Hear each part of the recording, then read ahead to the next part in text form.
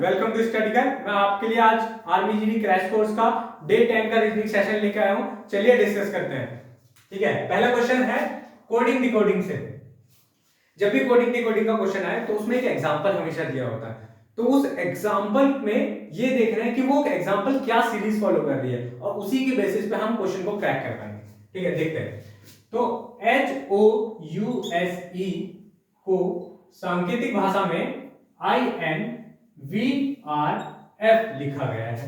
ठीक है, तो जब हम इसे देखेंगे तो इसमें +1 -1 +1 -1 +1 का पैटर्न चल रहा है। H में +1 करोगे तो I आ जाएगा, O में -1 करोगे N आ जाएगा। तो सेम टाइप का पैटर्न हाउ इसमें भी फॉलो होगा, क्राउड में भी फॉलो होगा। तो CROWD क्राउड में +1 और -1 का पैटर्न फॉलो करते हैं, तो उसका क्या होगा DQPVE। आप चेक कर सकते हो, C में +1 करोगे D, R में -1 करोगे Q, O में +1 करोगे P, W में -1 करोगे V, D में +1 करोगे E।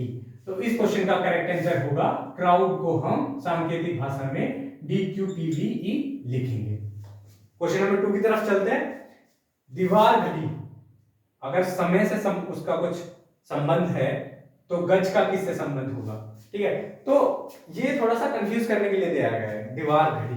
ठीक है, यहाँ पे सिर्फ घड़ी भी दे सकता था, तो हमें जब कुछ एक्स्ट्रा दिया जाता है तो ये महसूस होता है कि यार दीवार घड़ी दिया गया है, इसका आंसर कुछ अलग ही होगा, टेढ़ा ही होगा। ठीक है, तो यहाँ पर अगर सिर्फ घड़ी भी होता ना तो तब भी ये समय से संबंध रखता और तब भी गज का जिससे भी संबंध होता वो सही उत्तर होता। ठीक है, तो देखते हैं। तो गज का संबंध किस चीज से होगा, गज का संबंध होगा दूरी से। जैसे घड़ी समय को नापती है तो गज मापक प्रणाली है दूरी की।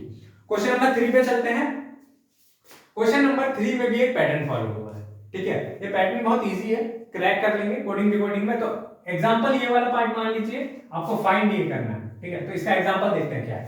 ठीक है, A में +3 किया D आया, C में +3 किया F आया, E में +3 किया H आया, G में +3 किया J आया।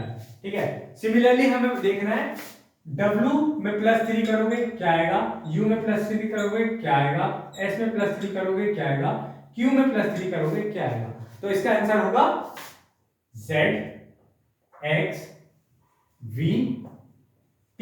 ठीक है, तो इस WUSQ को हम ZXVT के हिसाब से लिख सकते हैं। तो हमारा ये जो क्वेश्चन मार्क लिखा हुआ है ये हम ZXVT होगा। ठीक है, आप देखते हैं दी गई श्रृंखला में लुप्त क्या होगा। लुप्त मान ये जो क्वेश्चन मार्क लिखा हुआ है ये जगह पे क्या आएगा ये बताना है। ठीक है, तो सीरीज देखते हैं, बहुत अच्छा इंपॉर्टेंट क्वेश्चन है, बहुत नया क्वेश्चन है। ठीक है, 1 1 8 4 27 9 क्वेश्चन मार्क 16। ठीक है, तो देखो पहला तीसरा। ठीक है, तो क्या पैटर्न फॉलो होगा, इसका 1 का क्यूब, ये 2 का क्यूब, ये 3 का क्यूब और यहां पे क्या होगा 4 का क्यूब। अब ये ऊपर वाला देखते हैं, अगर आपसे यहां पूछा जाता 16 के आगे क्या होगा। ठीक है, या फिर आपसे यहां पूछा जाता है यहां क्या होगा। ठीक है, तो इसका कैसे निकलता, ये है 1 का स्क्वायर, ये है 2 का स्क्वायर और ये है 3 का स्क्वायर और ये है 4 का स्क्वायर।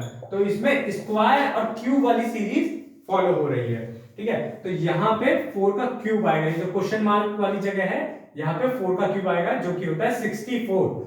तो लुप्त जगह पर 64 होगा।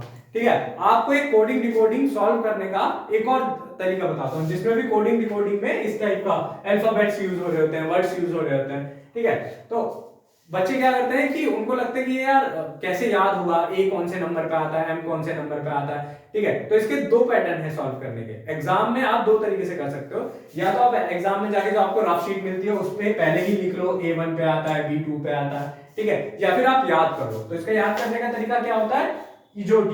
ठीक है, EJOTY 5 10 15 20 25 पे आता है। ठीक है, इसके हिसाब से हम और जितने भी अल्फाबेट्स हैं उनको याद करते हैं। 1 से 13 तक M आता है, फिर वही सीरीज उल्टी हो जाती है, 14 से 26 तक Z आता है। तो आप इसको पहले से याद करके रख लो, तो एग्जाम में बहुत टाइम बचेगा। अदरवाइज आप एग्जाम में जो रफ शीट मिलती है उसको पहले से ही मार्क करके रख लो, क्योंकि आपके एग्जाम में 2-3 क्वेश्चन तो आते ही हैं। चलिए क्वेश्चन नंबर 5 देखते हैं। क्वेश्चन नंबर 5 ब्लड रिलेशन से लिया हुआ क्वेश्चन है, ठीक है।